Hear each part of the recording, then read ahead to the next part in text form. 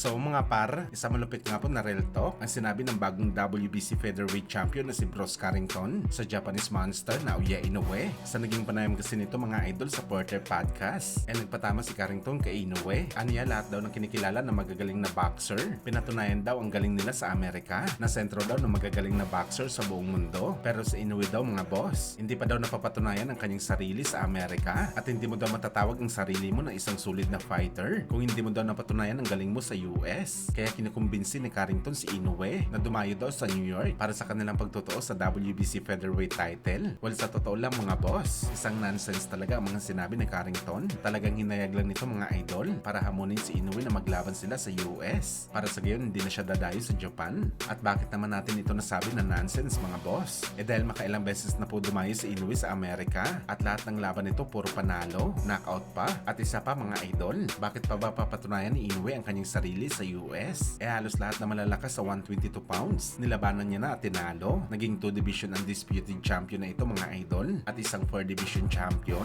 Sa ganitong record mga boss, may dapat pa ba patunayan si Inoue sa bakbakan? Bakit pa dadayo si Inoue sa Amerika kung halos triple naman ang kinikita nito sa Japan kaysa sa kakarampot na kikitain nito sa US? Parang baliktad yata mga idol. Kung gusto dapat patunayan ni Carrington ang kanyang sarili para baklasin si Inoue sa bakbakan na isa sa mga pound per pound boxer.